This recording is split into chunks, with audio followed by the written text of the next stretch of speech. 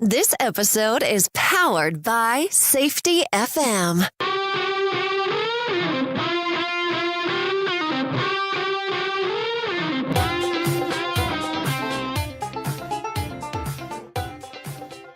The Crucial Talks podcast with your host, Mike Sedam.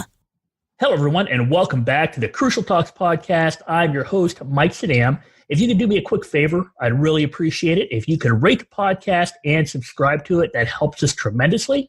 And if any of your friends want to know more about what drives people in their decision-making, please send them my way. Also, if you ever have any questions for me, please feel free to reach out to me by visiting www.crucialtalks.com or through LinkedIn, Facebook, or Twitter.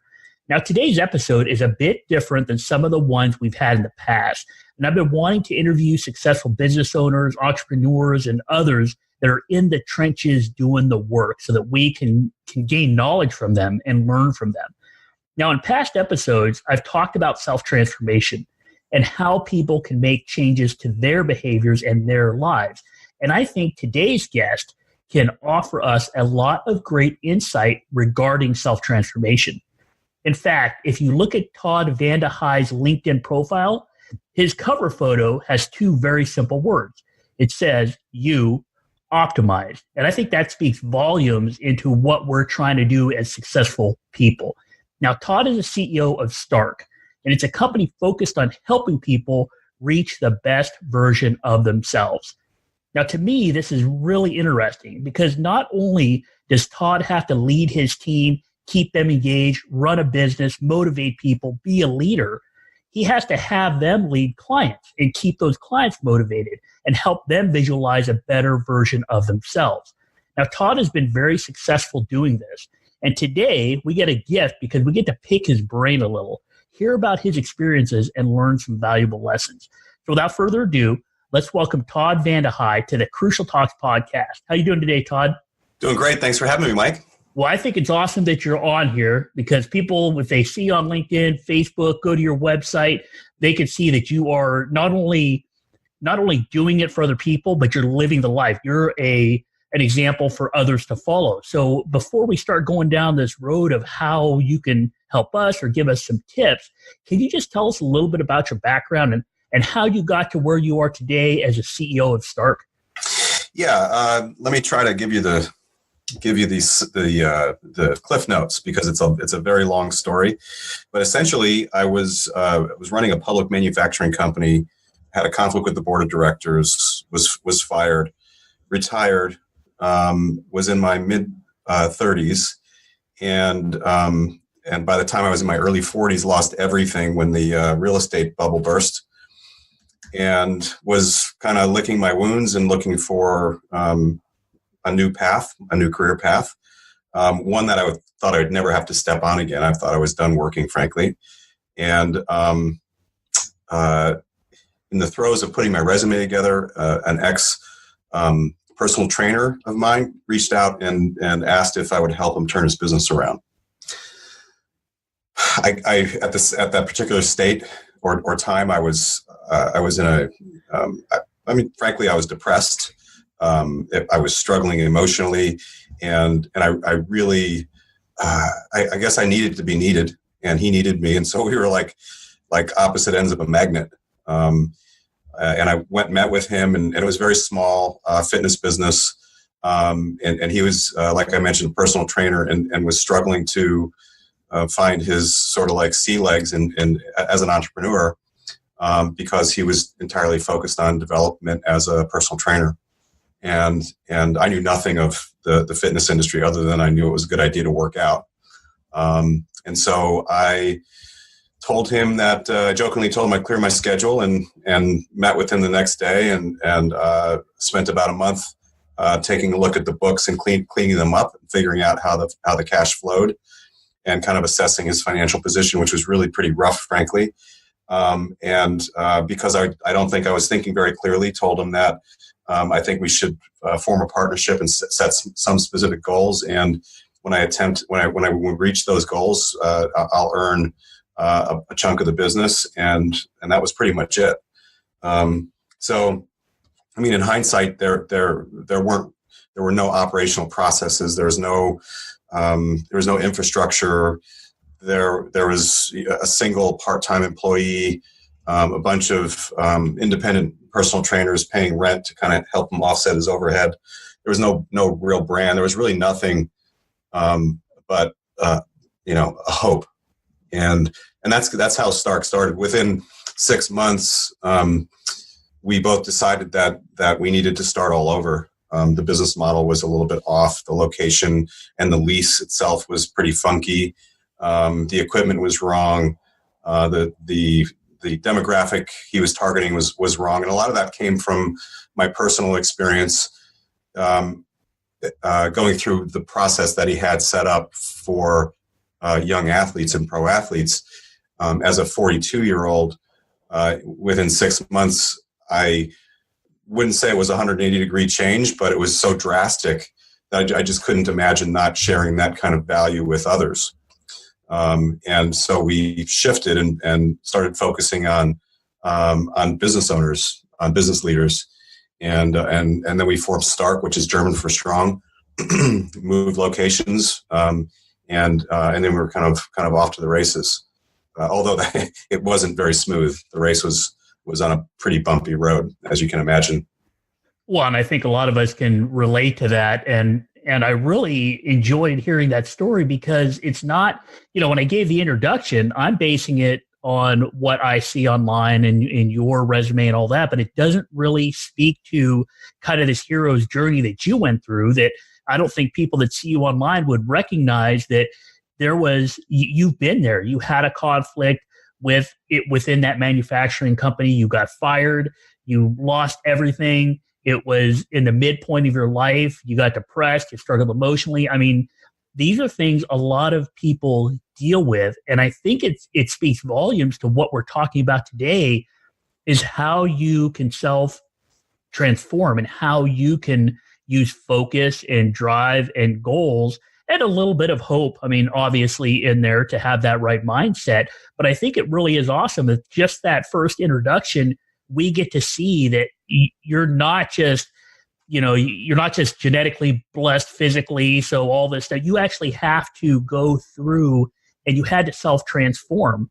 And I love that the fact that you're admitting openly, you're like, hey, look, it wasn't nice and smooth. It was this bumpy road.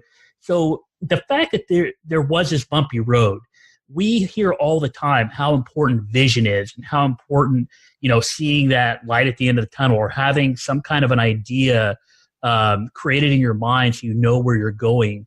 Did that kind of stuff help you at all when you were developing the business, when you were actually, in that kind of that 6-month period where you're starting to see growth and where you're trying to get everything kind of set up? Was that important to you? Vision was secondary to survival. Bear in mind, I have a family of 5 and I had no income. A little bit more of the details. We lost everything but $60,000 and the company needed 42 of that. I borrowed 35 from another couple of buddies at roughly 20% interest. And that's how the company was financed. So it was, I understood because of my previous business, which was, like I mentioned, in manufacturing, but we manufactured niche products that were very, very high end. And I recognized the value in actually an old mentor of mine. His name's Al Frink. Used to tell me that over and over again that riches are niches, and so that was always kind of in the back of my mind. How can we possibly differentiate ourselves in such a low barriers to entry, highly competitive business, which is what fitness is?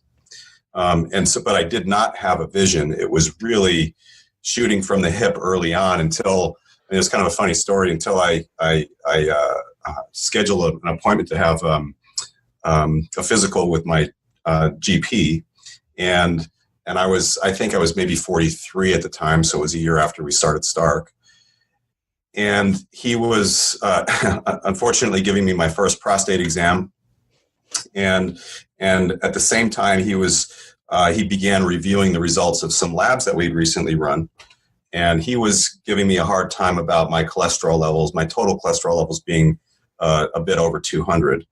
And I just finished reading a book called The Cholesterol Myth, which, by the way, is a great book to read if you guys are interested, if your listeners are interested in that sort of thing.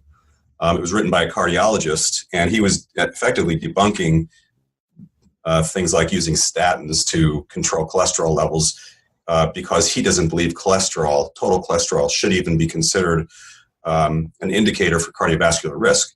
And so in the meantime, my GP is telling me that I'm at risk, and he is recommending that I eat Fiber One cereal at night by Kellogg's. And my nutritionist back at Stark was telling me don't eat gluten. And as a result of not eating gluten, I started losing things like chronic headaches and aches and pains started kind of going away. I was a big fan of it. I felt great. I assumed my physical would go really well, and it wasn't. And so I was listening to my GP, and I'm like, wow, I don't believe really much of what you're saying, because at that point I was at the beginning stages of actually becoming a pretty educated consumer of medical services. But at that point, I was also concerned about our students, which is our vernacular for clients. And I was thinking to myself, well, what if a student comes in and sees the same doctor or a different doctor? It's the GP, the paternalistic relationship, and they're definitely going to take the advice of the doctor, not the advice of the trainer or the nutritionist that we have at Stark. So the evolution of what we are today, or to what we are today, is the result of that prostate exam, basically, and recognizing that there would be conflict with the medical community, and that we needed to have a little bit more firepower. And actually, we needed to have better knowledge and education around medicine, because we don't believe that fitness can actually be separated from that. There aren't two parts of your body, the medical part and the fitness part. And so many of the issues that people face today, unless you're 25 years old and don't have a family and don't run a business and don't have a lot of stress, you're going to be challenged with medical issues, for the most part, of which you're unaware. Unveiling those things is part of the process of that transformation.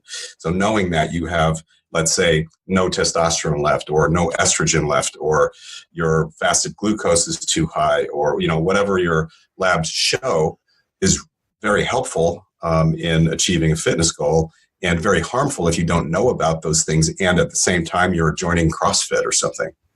So that was the point where it was like, aha, this is an opportunity, because the collaboration that generally happens in every other business between key functions in a business like marketing, finance, and operations is critical to pushing a particular business forward from a financial performance standpoint. In the human body, it's so much more complex than a business. Yet we have practitioners, whether it's an MD or an orthopedic surgeon or a nutritionist or an acupuncturist or a chiropractor and a personal trainer, and they all believe that they exist to improve the health of their client or patient, but they see the world through completely different lenses. And those lenses aren't necessarily always right or wrong. It's gray, but there's so much value in the collaboration that could otherwise happen in an environment where those different practitioners are forced to work together and kind of debate the issue. But that doesn't happen in medicine. It doesn't happen in health, and it doesn't happen in fitness. And all of that stuff kind of hit me with a blinding flash of the obvious as that guy's finger was up my ass, basically. So that's really where the vision began. And so it was after we were past the survival stage, we were a little bit at least felt secure, and we wanted to start rolling out a business that basically is the best in class. And so strategically speaking, we don't put a lot of care into the cost of things. We just want to make sure it's the very best. So I put this team together, and like in previous business experiences that I've had, directed them to work together. But the funny thing happened is that because of the culture of medicine and fitness and health, the people working in those industries, they're not used to, and I don't think even really like working together. So I was hit with this giant, I'd call it much bigger than a speed bump. It was, kind of like a foothill in trying to get the team to collaborate, which I believed would be our special sauce. Then I realized, holy shit, we have to actually find doctors, we have to find nutritionists, we have to find trainers that actually want to work in a team.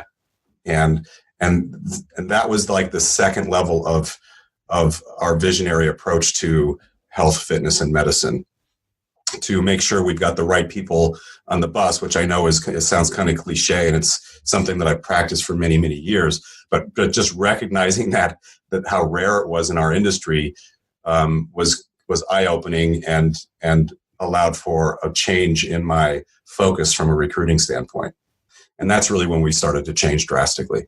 Well, and I love that story too, because there's so much value in that I think the listeners to the Crucial Talks podcast kind of get. And I wanted to hit on a couple of things because your approach really meshes with how people are programmed as social creatures, as a social species, that we label each other, we play roles, we seek identity, we adopt different identities and different roles. And I love the fact that even the business, even Stark itself, refers to their clients as students because they're there to learn a better way. I love the fact that you also recognize that collaboration was absolutely critical, that you had to bring in the right people, but that you also recognize that those people each had their own roles they're coming in with. And sometimes those roles didn't include working with anybody outside of their specialties. And I love the fact you're able to recognize that. And then you were able to, I assume you were able to, because the business is so successful, but you were able to overcome that. So to overcome that kind of specialist, kind of not wanting to work as a team or not knowing how to work as a team, used to working by themselves, used to maybe one-on-one, patient doctor kind of relationship. How did you actually overcome that? Did you overcome it by picking people not only with the specialties, but with a kind of a proclivity to work with others? Or were you able to kind of coach them or help them work with each other? How did that work for you when you were doing it? That's a really good question. Well, so and many of your listeners, if they're business owners or business leaders, they're gonna recognize what a mission statement is and what a set of core values are and how important culture is. And frankly, it's in my opinion, it's just generally a bunch of wasted hot air. And I've had them in the past, and you kind of nobody knows what they are. Maybe they're posted somewhere in a warehouse or a factory or an office, but they're not really used. So what I did was establish what our core values were to begin. And then I demanded that we actually use them for the purposes of hiring, firing, promoting, assessing work and work quality, performance. They become such an integral part of what we are that it became a very easy to use tool to make sure that we're bringing on the right person at the beginning. And so what that means is that one of our core values is tribe. And that's to define how our individuals, both between our students and staff, and in and among our staff primarily, communicate, and in particular, how they deal with conflict resolution. And so we identify examples of them already having that particular value in their history in an interview process, and we're pretty successful doing that. So that's the first one. They're already malleable at the beginning. But secondarily, we have sort of like a slay the dragon type of situation in our business as it relates to the greater world of medicine and fitness. We're a small, niche-y company that is doing something that we believe is groundbreaking because it's so different from the rest of the industry's approach to delivering health. Well, let me take a step back. In health and fitness, professionals in health and fitness, I don't believe, deliver health or fitness. So that statement is really important to understand. Attracting people that agree with that and are frustrated by that because they happen to be in the business and want to see a change is how I get them to be willing to collaborate. Because the collaboration ramps up their professional development. For instance, if you are let's say you're a chiropractor and you never talk to anybody else other than patients and chiropractors, you'll never really fully understand what it's like to coach someone in going on a low inflammation diet. And as a result, that part of your development isn't there. But at Stark, you're constantly exposed to different viewpoints and people with different backgrounds. And as a result, your development as a professional grows at a much more rapid rate. It's a strategic advantage that we have because everybody's forced to share. And so when they understand both that by working at Stark, we can actually deliver health and fitness because of all the people that we have involved. And at the same time, you get to, as being part of the team, learn from everybody else. And those two things, when a candidate's eyes kind of light up, we know that they're probably a good fit. And we know that they'll likely be open to being led in that direction. Well, and again, there's so much value in the story that you're telling us and the narrative that we're creating in our own minds, because having a core value of tribe, I mean, we hear that a lot, right? There's books written about it. There's people use it all the time. But you guys have been able to effectively operationalize it. And what I love about that core value of tribe is the fact that you pinpointed that it's how people on your team communicate, how people as part of Stark communicate, and then deal with conflict resolution, because so many people are out there talking about all the ponies and unicorns, right? But there's people, there's going to be conflict. But when you have a tribe, when you have a shared vision, when you guys share the same, I don't want to say same thought processes, but same value system, conflicts can happen, but they can happen in a positive way because it's like you have a higher level of trust. Do you see that level of trust on your team and between people on your team and clients or students that come to Stark? Do I see them experience that level of trust? Yes. Yeah, absolutely. Actually, we reinforce it over and over and over again in how we communicate with one another. And it's not an easy thing, but essentially, when I look at Stark, so I look at this is because of all of my years in manufacturing. I look at Stark like a manufacturing company. We don't make widgets, though. We make leaders, and so all of our development internally, outside of the actual technical part of what we do, like a nutritionist learning how to write a nutrition plan, a doctor learning how to do IV therapy. Those are the technical aspects of what we do. But the non-technical aspects are all focused on leadership. Basically, what I really believe Stark does is we sell leadership. We build leaders and we sell leadership. And what I mean by that is people show up on day one at Stark Prospect, let's say. They come in for a consultation. They are literally standing in front of us saying, sitting in front of us saying, I want to change something in my body, and I want you to lead me there. That's pretty much it, right? So in order to become exceptional, I tell our coaches this, which is our vernacular for personal trainer, that they are in the business of leading. They need to become exceptional leaders of their students. And when they can become so great at leading students, which for us it's challenging because they're the most sophisticated business leaders. They're the most successful people in our particular market. When they can do that, they can very easily lead other employees because it's exactly the same process. So the process of leading in Stark is exhibiting what we do. In other words, if you have a fitness-related goal, let's say you're a basketball player and that's your thing, and you're a Stark employee, and you want to increase your vertical by 4 inches, you are doing what you're supposed to be doing, going through the process that all of our paying students go through, but this is for your own transformation.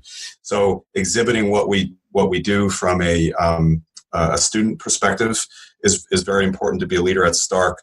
how you communicate. Like I mentioned, the tribe value, behaving like an owner is another part of it, and constantly having an area of focus for personal and professional growth is another area of our professional development. So knowing that the individuals in the company deal with conflict in a functional way, and encouraging them to continue, and teaching the management team to spot good and bad behavior in that regard is really a huge focus of work inside of our buildings, inside of our locations.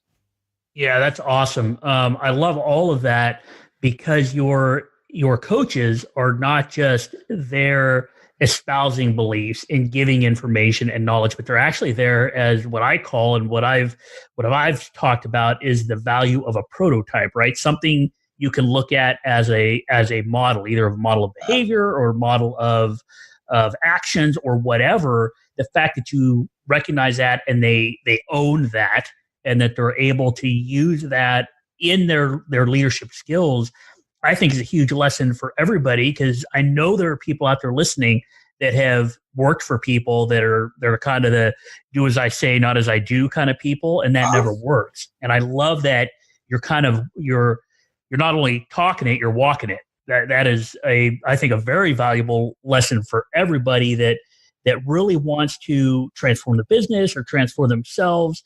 And another thing you said earlier was the fact that you're a small company that's doing something where the people you bring onto the team believe is groundbreaking, that you're doing something in a really competitive market that is different, and that's something that groundbreaking part of it is something I like to kind of just delve into a little bit.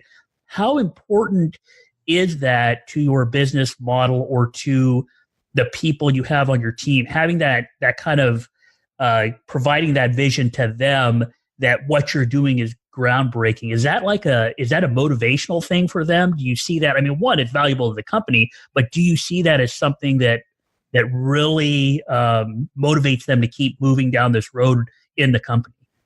Yeah. So, well, first of all, I don't think I can ever spend enough time teaching our people who we are, why we do things, and where we fit into the industry.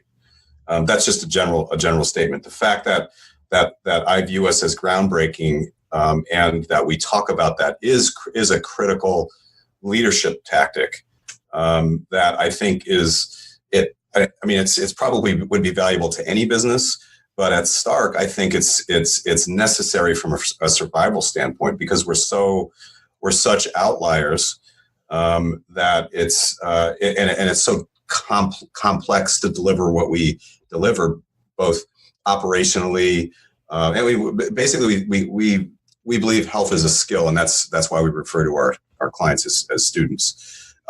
To teach someone that's already highly intelligent and sophisticated is challenging. Having the pride and emotion behind believing what you're delivering is in fact groundbreaking and life-changing is important, because it has an impact on how the receiver receives it. So it's a huge part of how I approach leadership. Man, this is an awesome episode, because everything you're saying fits with what we've always talked about, which is a fact that you just said, pride and emotion behind what you're doing. And what we talk about on the podcast is about how people seek social esteem from the groups they belong to, and how we as human beings make decisions is actually emotional. So having those things and constantly finding ways to really talk about that, to get it ingrained in your team, to have them believe it, to see it, to feel it, really drives a lot of the behaviors. I mean, that's some valuable stuff that we are talking about right now. And as we kind of go through some of these issues and how you have developed this pride and emotion in people, how do you actually do that? I mean, I don't expect like you to tell us everything you do, but how do you, as a leader of the company, as a CEO, as the person that the team looks up to, What are some of those tactics you use to pass that information on effectively to people on your team so it is ingrained, so they do feel that pride and do have that emotion? What are some of the things you do as a leader? Well, I can share with you the primary one outside of the fact that we have. I mean, it's a millennial organization and culture, by the way. So just that probably paints a pretty clear picture for most business owners. Some are rolling their eyes right now, cringing at the thought. But essentially, I have transformed myself into a millennial in the way I approach business, because I believed that I couldn't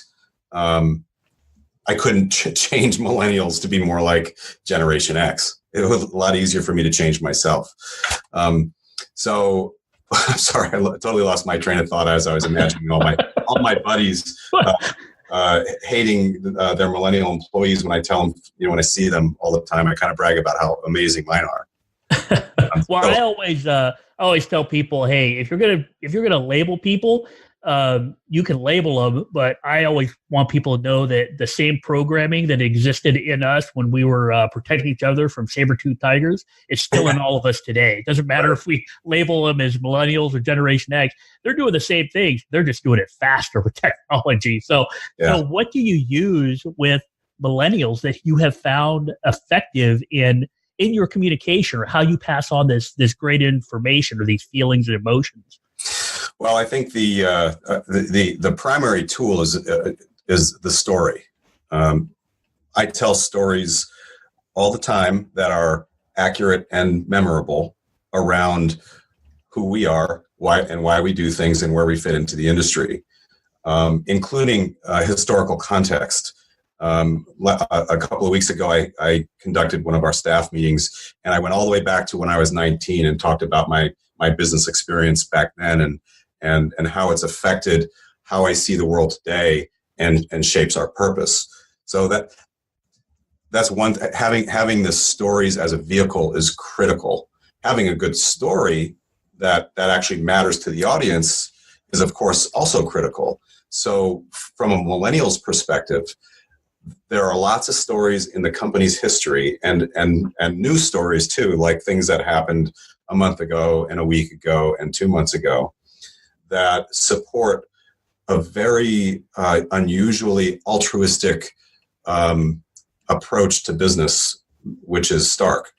And that appeals to them because it makes them feel like they're part of something bigger than just themselves. And they are, in fact, part of something bigger than just themselves. So it's almost like the purpose of the business itself is a cause to them. On top of it, what the business does for the community makes Stark much more powerful in our community. And there's a lot of pride behind that as well. Does that make sense? Oh, it totally does. I mean, stories and the fact that people are social storytellers is one of the main tenets of this podcast and the things I talk about and what other people have come on here and talk about. And I love the fact that you just brought that up as a way that you are being effective as a leader in this company that's full of millennials.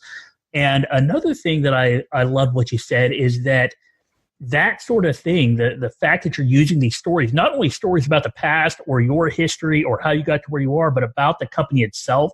I mean, you're using stories that are pretty current. I mean, you even talked about, a story a week old could help. Mm-hmm. And the fact that you're using stories and these stories appeal to your team, I think is a pretty valuable topic, just because I haven't heard you throughout this entire episode so far say that your team comes to you because they're going to make more money.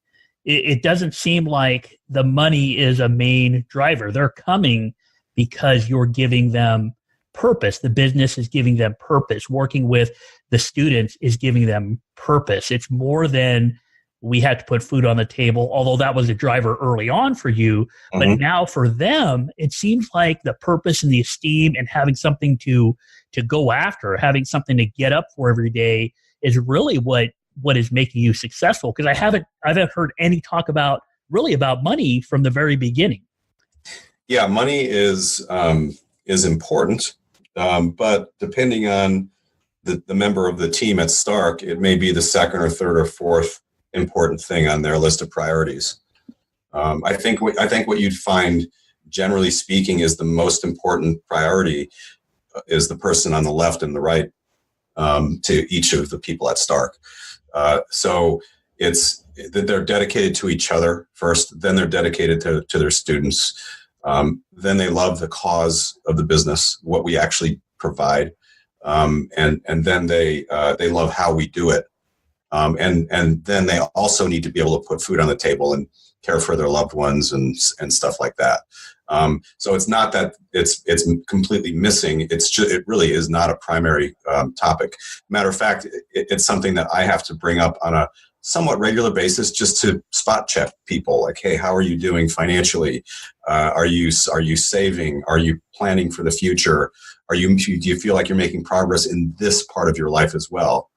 They're important, but they're not the most important things. No, it's a different generation.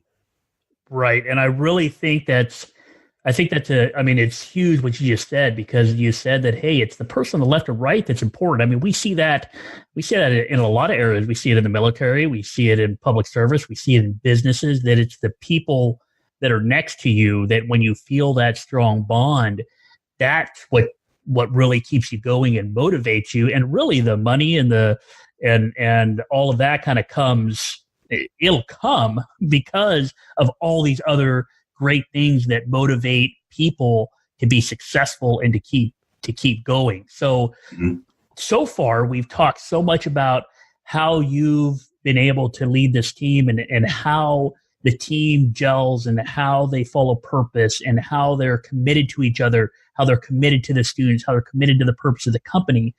But now I know that there's a lot of people listening that are in this kind of student role. So if we could just change the lens a little bit, when you're dealing with students, when the clients come in and they need to transform, they want to transform, they're coming to you for help, how do you actually help them start going down this road? I mean, is it just a matter of telling them this is what they're going to do, or how do you actually build that into them that now they're going to see how they can transform, how they can get better as one of your clients or one of your students? I mentioned that what we sell is leadership, and so the same thing that I do for my team, they do for their students. So the first thing that has to change is there's a successful attorney named Bill. Bill shows up on day one, and Bill is about 75 pounds overweight, and if he was an inch shorter, he'd be square. So he's challenged because he's also 55 years old. Bill may or may not be fictitious, by the way. Of course, I'm not going to talk about it specifically. So Bill is struggling because he has looked and felt like this his entire life. Someone somehow in his personal life, maybe a doctor, a friend, a family member, told him it doesn't have to be like this. Or sometimes they end up following me or one of the other Stark people on one of the social media platforms. I kind of stick out like a sore thumb because I've got gray hair and a white beard. I mean, there's hardly any dark in my beard any longer, unfortunately. I look at young guys who have these big, thick, like dark brown beards, and when I was their age and I didn't have so much gray, it was totally unacceptable. So I'd love to see my face with a dark beard, but that's the thing in the past. So Bill, his story that he tells himself is, I'm an overweight 55-year-old guy, and I'll always be like this. So over time, our coach needs to change Bill's story so that he really believes it. And some of the help in doing that can be early successes, a little bit of weight loss, or maybe he puts a little bit of muscle on, or suddenly he realizes his pants are a little bit loose around the waist and maybe a little bit tighter around the glutes, and he hasn't felt like that forever. And so he starts to believe the story a little bit more, and then we just keep on hitting it home. This is not you. You have, when I see Bill in the future, 6 months down the road, and it looks like you have more teeth in your mouth, and your ears are bigger, and your eyes are larger because your cheeks are so much smaller. And I look at you in your existing suits, and it looks like you're wearing your dad's suit because they don't fit any longer. You're unfortunately going to have to put a lot more time and money into shopping because you need more clothes, because you look like a fool walking around in those baggy those baggy suits. And so changing Bill's story to a point where he starts to believe some of it greases the skids, and then hammering it home with results makes it permanent. Because at that point, they look at themselves in the mirror and like, wow, Todd was right. Or Nick, one of our coaches, Nick was right. He told me this is how he saw me at the beginning. Now I actually see myself like this. And then continuing to make improvements on that story so that we get Bill to where he really wants to be, ideally, is the target. The how behind that is our dirty little secret is that we don't actually deliver fitness by just working out and eating less. We focus primarily on their health, and we do that by optimizing things that are not optimized. Like, for instance, sometimes it's sex hormones. Sometimes it's your low back that's preventing you from ever doing anything with exercise that's going to help you get anywhere, because your low back is your kind of Achilles heel or Achilles tendon. So identifying those issues and tuning them up so that they're not barriers is a big part of what we do. It's not why people come to us. They come to us for the result, the downstream result of those changes. Well, and it seems like that you understand that whoever comes to you, they each have kind of their own story, and that you have to make adjustments to that. So the story may have something to do with the hormones, may have something to do with an injury, may have something to do with, lack of flexibility or low back problem or any of those things, so that it's almost like you are creating the next chapter in the story of their life specific to them. Yeah, I mean, it goes back to that famous Henry Ford quote. What is it? If you believe you can or you can't, you're right, or something like that. Right. Basically, that's all it is. And I promise you that Bill, if he believes he can't, he is right, and he will find ways of sabotaging. I mean, he'll be paying us a couple $1,000s a month, and at the same time wasting his money by sabotaging our plan at night by binge eating on Ben and Jerry's Chubby Hubby, which, by the way, is my favorite ice cream. Well, I think that that's a perfect place to kind of leave off on this episode. But what I'd like you to do is just give us, so you deal with all these clients. If there's somebody listening today that really wants to make a change in their life, what would you advise them to be that first step they take? I mean, they want to make a change, whether it's health or diet or exercise or starting a new business. You've seen so many people come into you and transform. It's just your place of work is this huge lab of human behavior and human performance.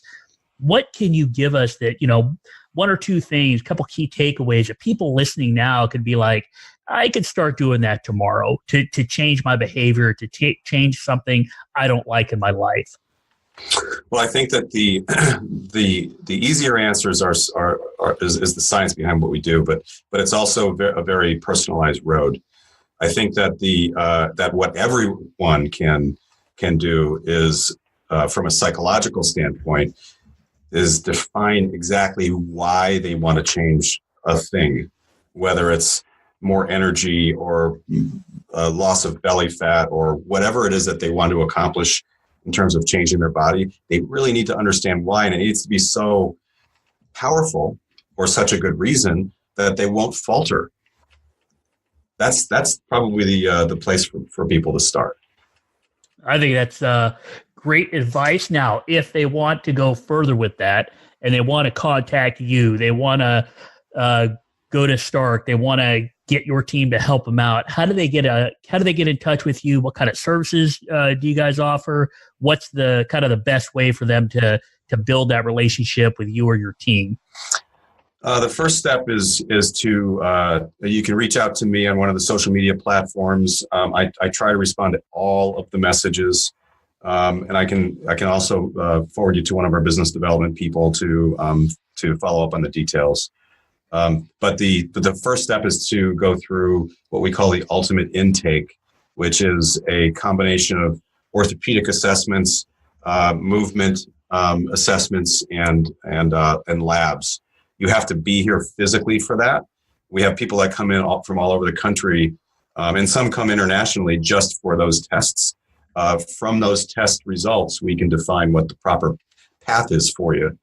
But having a good reason to do it at the beginning so that you've got the right psychology around change is definitely your first step.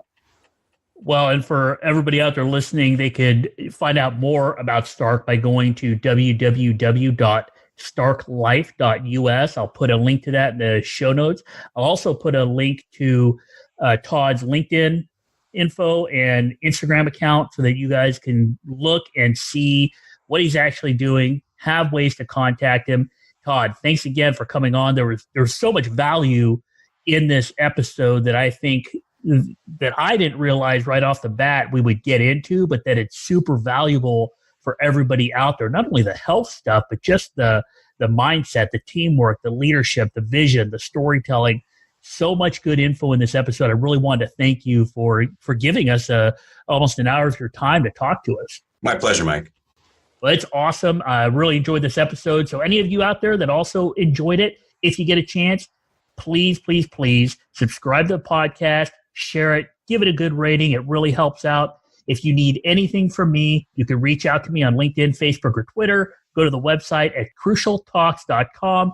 I'm here for you. You can ask any questions you want. I'll respond to you.